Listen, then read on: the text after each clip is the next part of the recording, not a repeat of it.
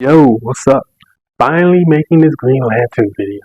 Oh, and it's kind of been a while, but I'll explain that during the conclusion of the video. So, bear with me on this. Alright, but let's make a Green Lantern. Let's talk about it though. DC, what's up, bro? You got this terrible game, The Suicide Squad. You made us kill our favorite characters that we wanted to play as for so long. Like, nobody wants to play as the freaking jobber squad, bro. Like nobody even asks for this type of game, which is why I feel like they are bumbling the ball. Because here's the thing: when it comes to certain characters in DC, you can make a video game. Like for instance, they have made games before, like they made a Green Lantern video game. Now, I never played it, but I didn't hear anything good about it. But overall, although I didn't hear anything good, but I heard that the game's not bad.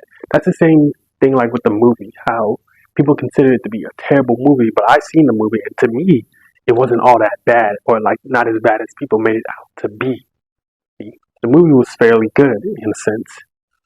But the reason though I wanted to talk about this Green Lantern and everything, because I feel like DC has potential to make other video game characters and just catering to, you know, the ones that they're trying to throw at us in our faces, especially beloved characters. Because we all wanted to have a good game, essentially of a video game character instead of it just being another Batman game or something that has to deal with Gotham, essentially, or freaking the Suicide Squad. Like we're kind of getting tired of those characters. We want other characters. We want to play as other superheroes. And in this video, I'll be explaining how DC can go about this, or how a Green Lantern video game can get made, in essentially. So yeah, that being said and everything, let's just start the video and everything, and go on with and I'll just see you in the next panel. You must kill me. I'm the one responsible for all this death and destruction. I deserve it! Which is why you're going to help make up for it. Alright, so we're on the story part of the game, and the main characters I want to be focused on or I want to be part of the story are Hal Jordan, Kilowog, Razor, and Aya. And this is likely to be because of the Green Lantern animated series. Now, that's the series I kind of grew up with and everything. Don't get me wrong, I also grew up with the Justice League show and Unlimited. So, John Stewart's also my favorite Lantern. Both Hal and John are my Lanterns for me and everything. I know other people like Guy, Jessica, Kyle, Alan. I don't know if there's any Simon Bass fans out there. I never really heard this character. But yeah, for me, it'll be Hal and John. But in this game, it'll just be Hal Jordan. And, the one human one that I know of. That, well, not that I know, but you know what I mean. But, anyway, the story I'm taking inspiration from is that of a comic book where Agent Orange was introducing the Orange Lanterns. So you basically have this story where in the comic there's this alien that's fighting Sinestro, whose core is like he's fighting a Sinestro Corps member, and he gets too close to essentially Larfleeze's area, and Larfleeze is thinking that essentially,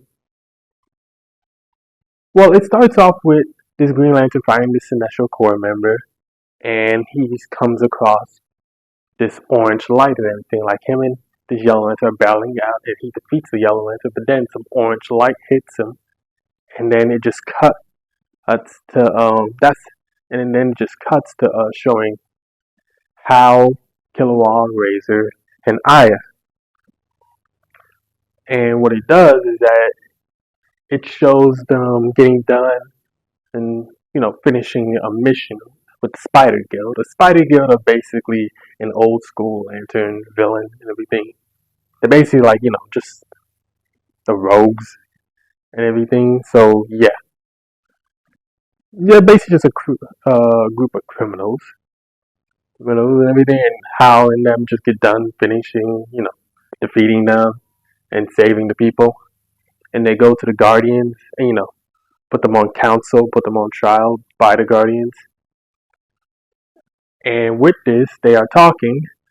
The Lantern, who shows up and everything, wounded, you know, tells them that, something hit him, like something got to him when he was fighting this yellow Lantern. And then they see that there's an orange symbol on his chest, but when that orange symbol, it essentially bursts from his chest, revealing, Agent Orange, aka Larfleeze.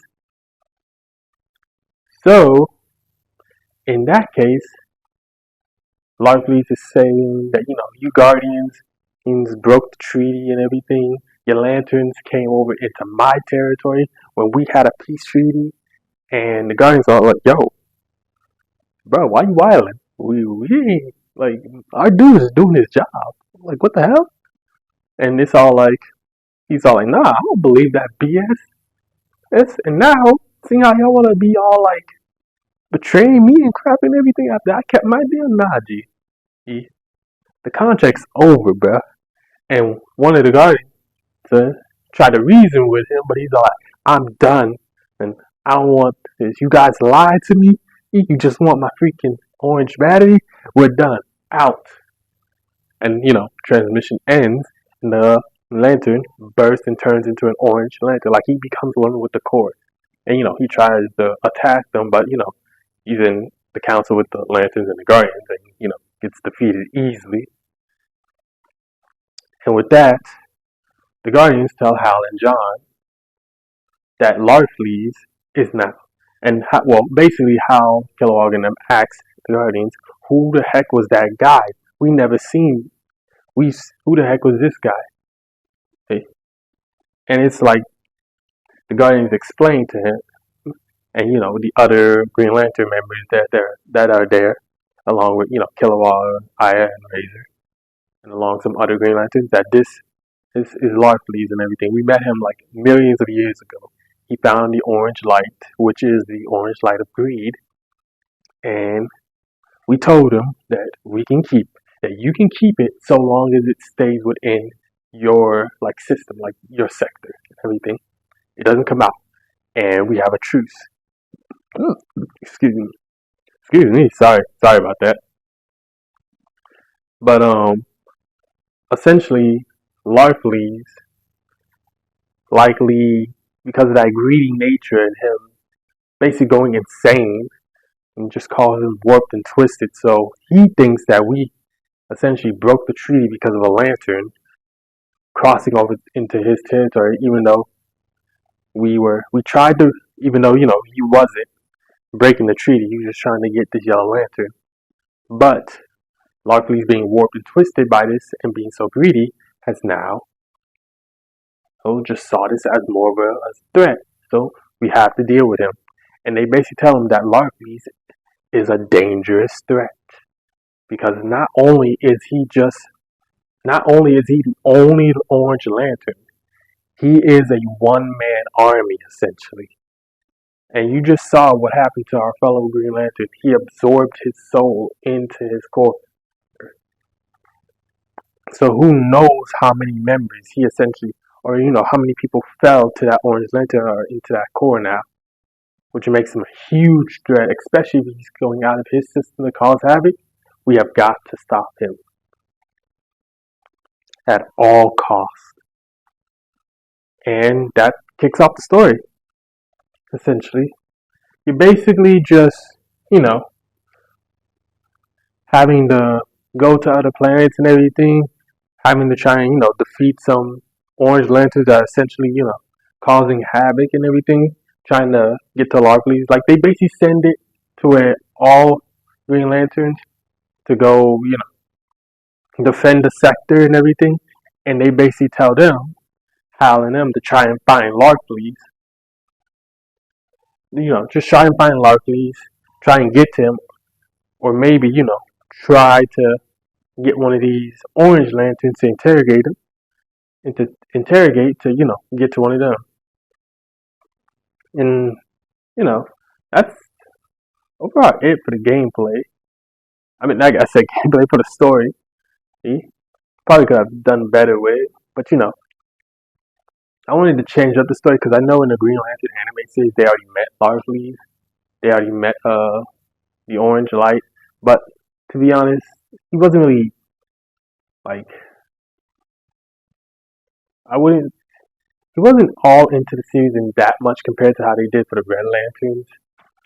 And I kind of wanted to make him like this mysterious character, like they're now just discovering this new lantern, like how they did for the red and the blue in this continuity. Like in this continuity, they know that red and blue who exist, and star sapphires as well. They know that those exist, but now there's this orange lantern, and that's powered by greed that exists, and he's a freaking one-man army. So now they got big problems on their hands. So yeah, that's it for the story. Now, on to the next part. Razor of the Forgotten Zone, you have great rage in your heart. You belong to the Red Lantern Corps. Give in. The ring knows your pain. Okay, so we're on to the gameplay and the characters. So, for the overall gameplay, I kind of wanted to have this Diablo-like style. Like, it like has like a bird's eye view of the characters. Kind of like it also did for Marvel Ultimate Alliance, both 1 and 2, depending on which version you play, because the PS3 version? No, I think the PS3, he had a different view compared to the PS2 versions. But overall, that's the type of gameplay style I would want for the Green Lantern game. But that's just my personal experience and everything, and that's just the type of gameplay I would want. I would probably want to have something better or something of a different style. But for me, I wanted to like change it up a bit. Okay, so on for characters. The first one we're starting off with, of course, is Hal Jordan.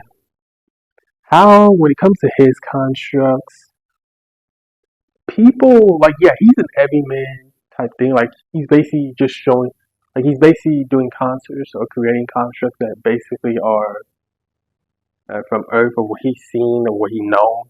And people think, oh, he just creates a giant fist and everything, or a minigun.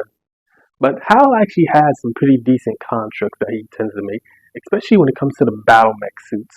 He seems like to be a big fan of these battle mechs that he likes creating, almost like as if he freaking watched Gundam or freaking Voltron or something.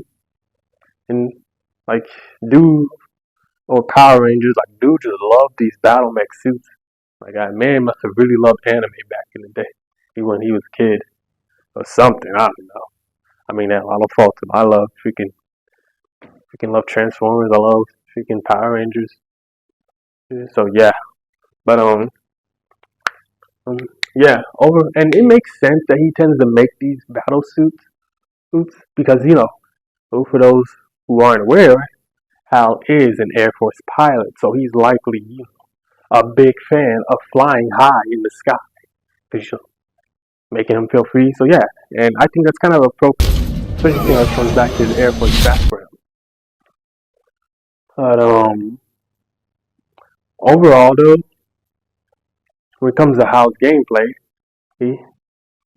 I would basically make it to where Hal essentially creates different types of constructs of what he's seen on Earth, and then it having some battle mech suits.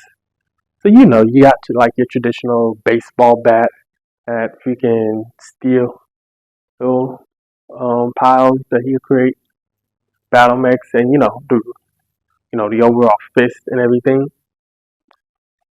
And when it comes to that type of gameplay, he'll just create different types of content, especially when it comes to blocking and everything. He'll essentially create whatever he envisions in his mind and everything. So yeah, that's basically it for his gameplay. So, let's get on to the next character actually. Kilowog. Kilowog, okay. When I've seen in the show, Kilowog mostly tends to make a hammer and guns. He's not really, creating. I guess he's not creating that type of construct because I guess he's more of a fight. Because yeah, he is an older, like he's kind of like a old war veteran, essentially. He's a lot older. So to me, I feel like what he could be put in as a role for is as a tank, as a brute like tank, but I'll have it to where he's actually a strategist because Kilowog's a lot smarter than he looks and everything. Like you may think that he looks like an airhead or a meathead, but he's not. He's actually really intelligent, especially if you've seen the Green Lantern show or you just know the character in general. Depending on the continuity, I'm assuming. He just has that like he basically has he has the things Ben Grimm's like personality. He'll trash talk you a lot and everything, but overall he's a fairly smart, tactical, intelligence like character. So for me, So for Kilowog, he'll be he'll just be like this type of guy that has this commanding or like he'll do each commands and everything and can also buff up his team and everything or empower himself and he can also create constructs like the hammer as well. Like he'll use his constructs as mostly as a buff slash so buffing to creating a hammer essentially. Commanding the team to do stuff. Kind of like in Final Fantasy 15 where you have the links where Natsu can tell people to. I said Natsu. Oh my god. I am not a true fan. I'm sorry for that. I'm sorry for saying that. I meant to say Noctis. But, yeah, Noctis, he basically tells his team, Ignis, Gladius, and, um, no, freaking Prompto. I don't know why I'm thinking of. Oh my god, I want to say Papyrus or freaking Prompto. Oh my god, but yeah, freaking. Oh my god. Okay. But in all seriousness, though, yeah, basically he commands them in the game, and they do certain actions based on what you tell them. And I feel like Kilowog over time, kind of like how Ignis tends to say, I've come up with a new recipe. Be like, Kilowog will be all like, came up with a new kind of, strategy, a tag team combo essentially. And, it'll just be displayed on screen, everything. And, he'll actually tell whichever members of the characters, everything, especially the ones that, it'll likely either be over time or just, certain characters that you, buff up the most or, tag team with the most essentially. It'll just, go up like say if you keep tag teaming with Hal Jordan and everything, keep commanding him, and Kilowog will keep coming up with new like, strategies with him and Jordan. And vice versa with the other characters. So yeah, that's the type of gameplay for his character. So yeah, on to the next one. Basically, it's gonna be Razor. Razor is a unique case because he's Red Lantern Razor. He's not blue at this point right now because I got Aya alive. So basically, for him, I would have it to where Razor, because he's a Red Lantern, yes, he can create constructs and everything, and he's has more lethalness to his constructs compared to the other groups. Because in this case, these Green Lanterns don't create. They're not using lethal force. They can't use lethal force.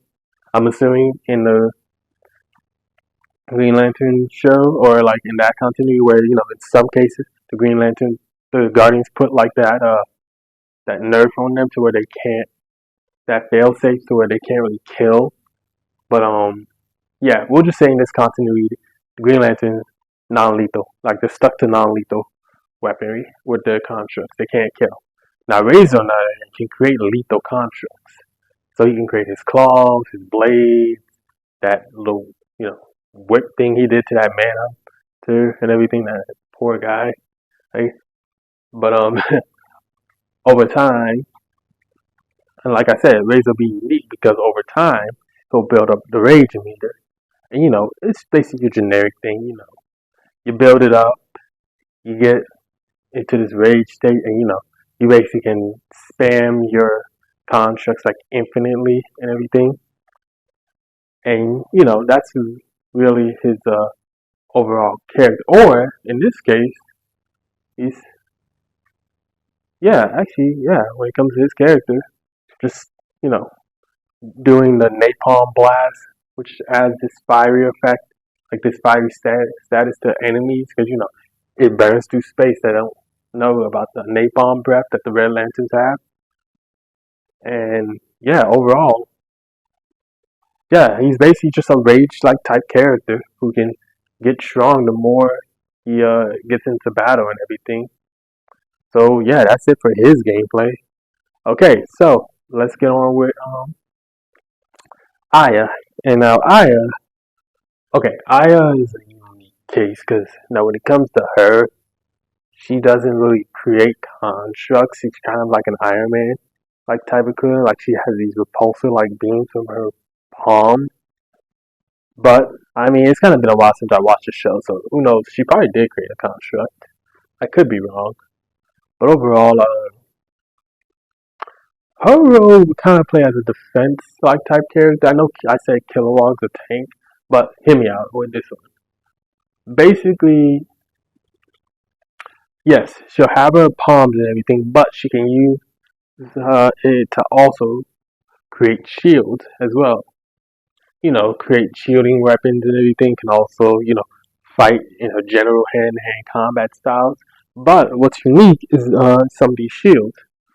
So basically, let's say if you're blocking, right? And it can only take so much before it starts cracking, but you can actually do this. You can either block and fire the, you can actually block and fire the shield essentially. Kind of like um in one video game, I think it's Ratchet and Clank, the very new one, ripped apart, where he has a shield, but he can actually fire the shield at enemies, causing concussive force at them, like pushing them back, and that's what you can do with Aya, depending on the shield. Like if you just want to keep it hold up there to block, or because over time it's gonna break, it's not gonna last that long, or you can have her send out a shield essentially, and what it does is that if enemies get too close to the shield, it'll electrify some of them as well, the ones who are around the presence of the shield. Or you can have it to where she can create a bubble around herself, to reflect, to either essentially basically pull a Steven Universe where he's rolling with the thing, with the shield, like she's just rolling with it, like she's just flying through it, and she can create it into like a mace, like into a spiked bubble essentially. Or she can essentially create different type of shield variants. She can create like a mirror type shield to reflect enemy blast back at them. So yeah, she's basically like that true defensive like character. And another thing is that she can also use the ship. Like that would be like one of her like moves, like summoning like a giant, like summoning the ship to basically deliver the basically the FUI win button, like that type of thing. So yeah, when it comes to gameplay and overall, that's all for the characters and the gameplay. And with that, I will see y'all in the next part. You got a problem, Pooza? Okay, we're on to the next part, which is basically the overall style of the game. Basically how the game is gonna look. To me personally, I feel like, and this is just my personal opinion. You guys don't have to agree with this one, or you may not, or you may have your own opinions about this. But personally, I feel like it doesn't have to be like a realistic type setting. It doesn't have to be some like type of true like like a Final Fantasy like type people or Mortal Kombat like with the graphics and everything. To me personally, I wanted to have like this cartoony slash comic booky like feel to it, to where because it's basically you're in space and everything. I still wanted to have this sci-fi like aesthetic, kind of like um what is it? Kind of like how basically Ratchet, well, freaking like kind of like how essentially Spyro the Dragon reignited Crash Bandicoot. It's About Time, Medieval remake, kind of also Ratchet and Clank full style and everything. Boy, it sucks. But yeah, kind of like Ratchet and Clank.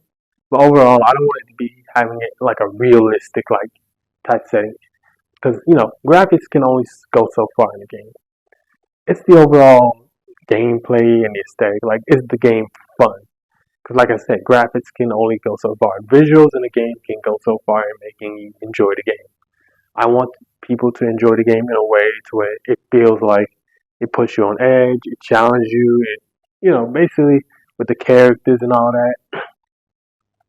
Because to me personally, I feel like you don't need the best of graphics to have a good game.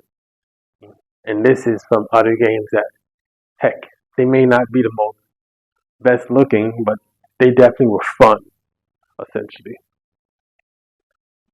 And that's mostly my opinion when it comes to the overall style of the game.